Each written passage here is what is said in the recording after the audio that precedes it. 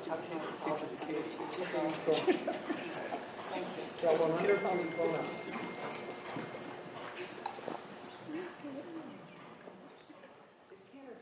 No, I'm kidding. We're going to talk about your seat. So your seat bones are vertically in the saddle. You're finding maximum square footage of your seat bones, which for almost all of you means finding more of the back of your seat bones. Katie, you're doing a very good job. You don't need to go more to the back. Everybody else needs to find the back of their seat bones more than feels normal. Good. Good. So I can tell you guys, one of the images that I had for myself when I was learning to find the back of my seat bone, I thought I'd have to sunburn my belly button. Okay? You can't have your belly button in the shadow. You got to be back there on the back of your seat bones, open expanse of the front of your body. Yes. Yep. Yep. Good. You think of SpongeBob SquarePants, right? He's got a sunburn on the front of his body and connect the back of the sponge into the saddle. That's who you are. Good. So that you don't tip forward. We saw that beautiful demonstration with Megan, how the moment she tipped her pubic bone forward, her horse stopped. Good. And this is the only way to keep your horses in the go position. Otherwise, your legs start saying go and your feet saying don't go. And that's so not fair. So open their back, find the back of your seat bones. Then release your leg and a bump of your leg to say go, while you stay on the back of your seat bone. And lo and behold, you'll find as you do that, that it actually takes a little bit of a different muscle than anything you use any time else to make that happen. So practice it. Yeah. Yeah. So as you're warming your horse up, you think, sorry, buddy, this is my practice. I'm going to get to the back of my seat bones, release my leg, and I'm going to kick you a little. And all the horse will do is surge the walk, which is great. We want them to surge the walk. And maybe they'll trot, and if they do, post a little and then ask them to walk with you. What you don't want to do is, if they trot, don't immediately shut them down, right? Because they're just doing what you said. Good. Good.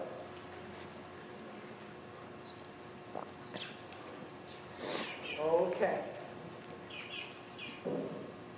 I know I have Sharon, Kelly, Katie. Help me again on the quarter horse. Dawn. Thank you, Dawn. Sharon, Kelly, Katie, Dawn. All right. Good. Good. Staying on the back of your seat bones, you all are going to go to rising trot. I don't care if the Western rider sits the trot. That'd be Dawn. I don't care if you sit the trot. But if you want to post, you can. Everybody else, I want you posting. Yeah. And I want you thinking when you post of how supple your hips are, your hip joint, that it's rotating over the top of your femur bone. That every time you rise, you're lifting your pubic bone, rotating your tailbone under your body. Kelly, beautiful. Yes. Good. Yep. Katie, that's getting better. Keep rotating your bone up. Yes, those back, whatever horse is sneezing, his back is getting really happy. First. Good. Good. Yeah. So now, Kelly, you can fall in line with everyone else. Nice. Good job. Really focus on your pubic bone, girls. I know it sounds crazy, but it's so true. Lift it up in front of you and tuck your tailbone under you. So the feeling at the top of your post, as you stand up over the balls of your feet, is like you were going through a doorway and the door was just about to slam on your butt, and you just tucked your butt where the door missed you. Right at the, yes, Kate, good, Katie, yes. Kelly, I'm loving it. Yep. Sharon, tuck it. Top of the post. Stand up, oh, there. Can you feel her swing more, Sharon? Yes, ma'am. Because here's the deal, guys. Their hind legs can only swing the amount your hips are swinging. Okay? And what's our problem in dressage? We want these nice, big, long, swinging steps. Yep. Good. Keep swinging, Katie. You're doing fine. He thinks you're running him off his feet, but he'll lift. Just held his tail another day. Good. Good. Sharon, starting with you, change rein on the half diagonal, F to E. Everybody follow Sharon when you get to F. Make a 20-meter circle at E. Good job, Tom. Lift your pubic bone. Lift your pubic bone. Beautiful. Come straight, Sharon, straight. Beautiful. Now back on the 20-meter circle down here in front of me. No big deal. And everybody find more access to the rotation of your pelvis than you have ever found on a horse before. Yeah, beautiful. So you literally think of what your pelvis looks like, and you rotate the skeleton over the top of the femur. And the way you get that to happen is the muscles contract up your belly, lifting your pubic bone, and they contract at the back of your thigh and butt. Those muscles that if you went by, I was going to smack you in the butt, would tighten and hike your butt out of the way. Don't pull so much, Sharon. Yep. You're telling her to go, so don't say go, don't go. Good. We want to allow them to find the swing. Feel the difference, Sharon? Yeah. This is very important. We talked this morning. You can't micromanage the head and neck before the hind legs are swinging. Then what you do, Sharon, as she starts to swing, is you stabilize through your tempo, through the up-down of your body, the swing. Yeah. Feel how that influences her? Yes. So you don't influence her face. You use your stomach and your posting to stabilize the tempo. Nicely done. And that way your arms truly become neutral. Nice. Pulling out that snaffle bit there, my friend Kelly. Beautiful. Feel it? Tall and open. Tall and open. Nice.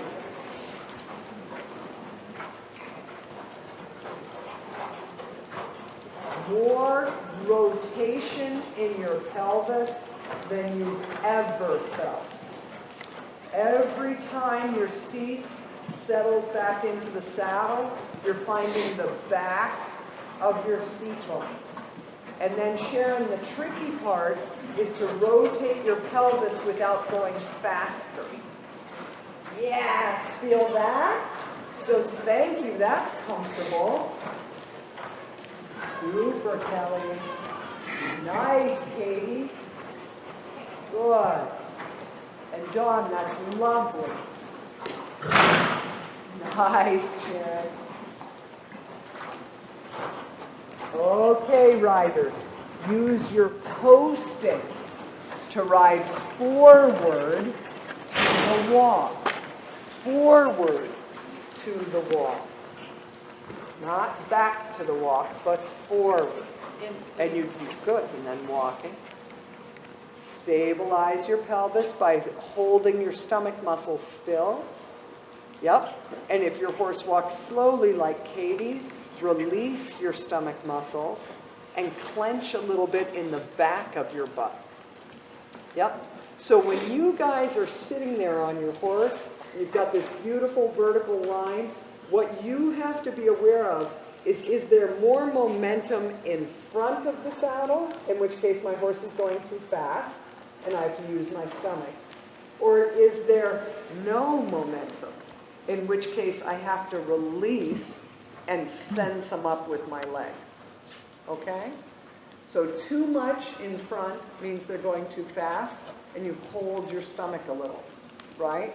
Too little means that you have to have a way to step on the gas, so you make sure your stomach muscles and your butt muscles are released, and then you bump your leg if you have to. Lots of times, just the release is enough for them to go, oh, I didn't know you wanted me to go. Yep. And this is the unconscious holding that happens a lot with riders. I don't care what kind of sport you're doing. Good. Good. Nice, Kelly.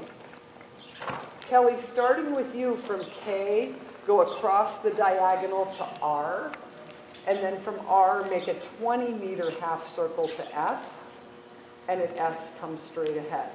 Everybody follow what I just told Kelly. We'll see if you were listening. Good. Yeah. Primary focus, your seat. Am I doing it correctly? I don't know if I am. You're perfect. I hope You know what is interesting about riding with me? When I don't talk to you, you go, thank God. I must be doing it. Because believe me, I don't leave you alone if you're not. Good. Good.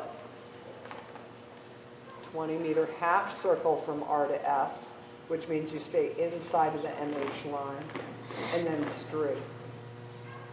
Now straight. I'm so proud of all of you. These horses are walking over their back and neck. Good. Yep. So now we're going to practice activating the walk a bit, right? When we activate the walk, you release your stomach and bump your ankles, right? So it's the feeling of taking your leg a little bit off the horse's side and then just a quick light bump. Once. Yep. Perfect. That was awesome. So that your seat keeps pointing the way. And you're fine, Sharon, with what you're doing. Good. And Kelly, ride out to the rail and straight. Yep. So again, everybody, you're going to ask your horse to activate the walk, which means we want faster steps. Go straight, Sharon. Yep. And that means just one bump. Your leg comes away, you bump once, and then just release and feel what happens. inside leg, is that correct? Both legs. Both legs, okay. Yep. Exactly. Worked, didn't it? Yep. And so be careful here, Katie, because you're kicking. And then you're pulling, pulling, because he's going faster. We want him to go faster once and leave him alone. Yep. I need to see it again. Everybody release your leg, kick, and release. Thank you. Doesn't even have to be that strong, Katie. Nice. Give them lots of room. And Katie, it's okay to cut across.